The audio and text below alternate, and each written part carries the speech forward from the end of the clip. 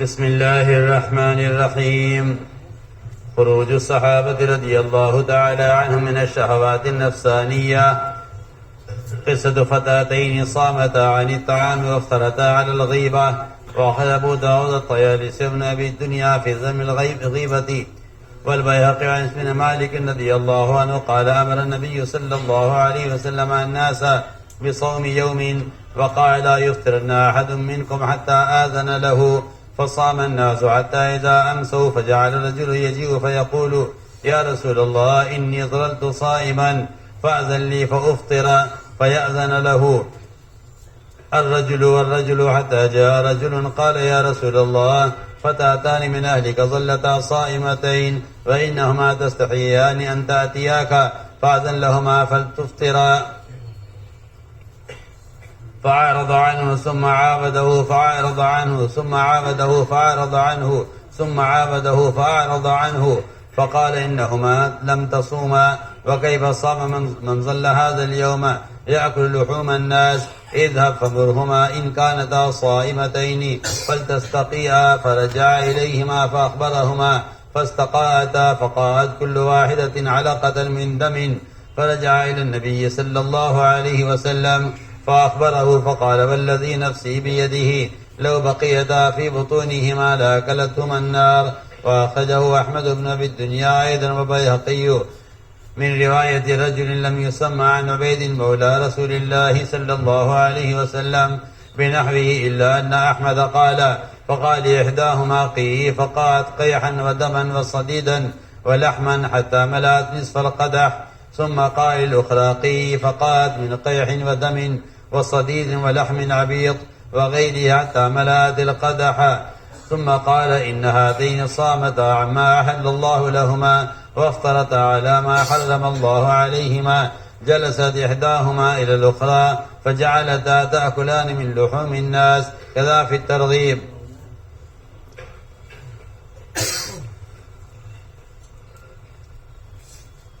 میرے محترم دوستوں، بزرگوں، عزیزوں، اپنے عمل کو ضائع نہیں کرنا چاہیے. اول تو آدمی اگر غور کرے اس پر کہ کتنا خون پسینہ لگا کر آدمی مال کماتا ہے، کتنا خون پسینہ بہا کر آدمی مال کماتا ہے. التاجر کم يتعب لکسب المال فإذا يضيعه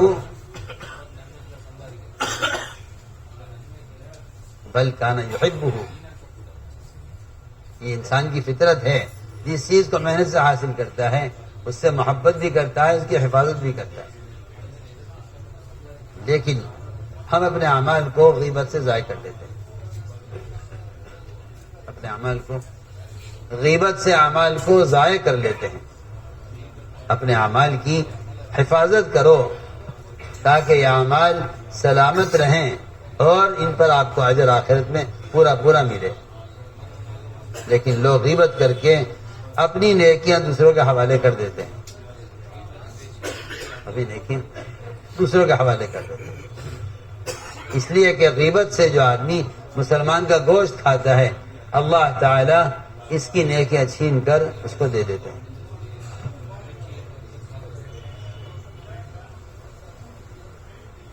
اس لیے فرمایا کہ لوگوں کے محاسن بیان کرو تو تمہارے اندر وہ محاسن پیدا ہو جائیں گے.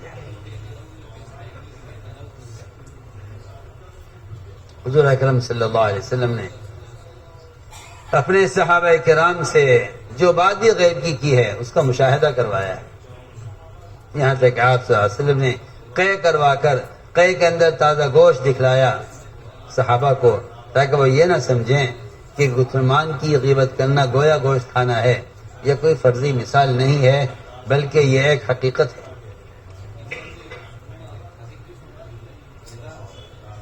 فرماتے ہیں سماعی رضی اللہ تعالیٰ عنہ کہ حضور اکرم صلی اللہ علیہ وسلم لوگوں کو حکم دیا ایک دن کا روزہ رکھنے کا. وہ سب روزہ رکھیں اور کوئی تم میں سے اس وقت تک افطار نہ کرے یہاں تک کہ میں اس کو اجازت دوں. چنانچہ لوگوں نے روزہ رکھا. جب شام ہو گئی ایک ایک آدمی آپ کے پاس آتا عرض کرتے یا رسول اللہ میں صبح سے روزے سے ہوں، آپ اجازت دیجیے میں افطار کر لوں، آپ اس کی اجازت دے دیتے۔ یہاں تک کہ ایک آدمی نے آ کر کہا کہ یا رسول اللہ دو لڑکیاں ہیں جو صبح سے روزے سے ہیں اور آپ کے پاس آنے سے شرما رہی ہیں، آپ اجازت دیجیے کہ وہ افطار کر لیں۔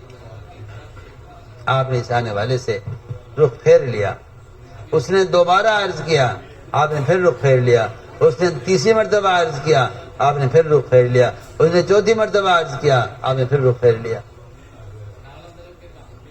بعض روایتوں میں ملتا ہے کہ آپ نے اجازت دے دیجیے افطار کرنے کی، ورنہ وہ اس حالت پر ہیں کہ مرنے کے قریب ہیں، پیاس سے اور بھوک سے مرنے کے قریب ہیں۔ بعض روایتوں میں ملتا ہے کہ ان سے بھوک برداشت نہیں ہو رہی ہے، آپ ان کو اجازت دے دیجیے کہ وہ افطار کر لیں، آپ کے پاس آنے سے شرما رہی ہیں۔ لیکن آپ صلی اللہ علیہ وسلم نے ان سے اعراض کیا، آپ نے فرمایا کہ ان کا روزہ ہوا کہاں، اور اس کا روزہ ہی کیا جو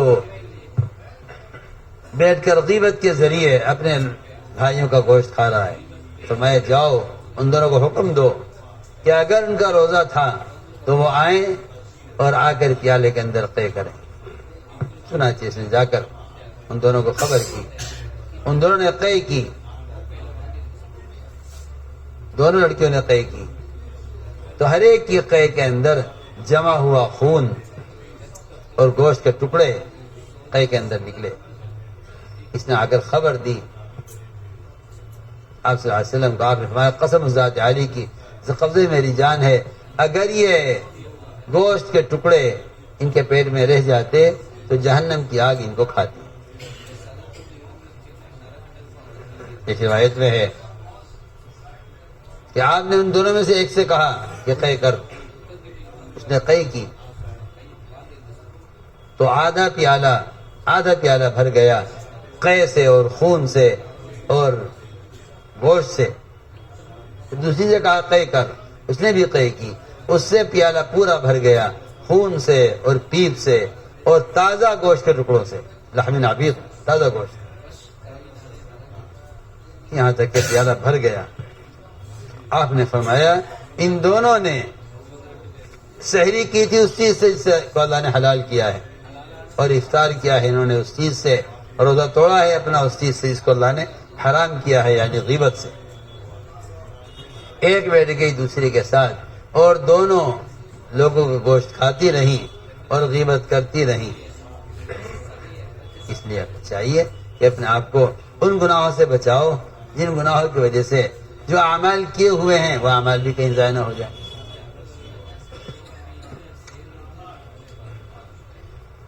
اللهم صل على سيدنا مولانا محمد وعلى آل سيدنا مولانا محمد كما صليت على إبراهيم وعلى آل إبراهيم إنك حميد مجيد.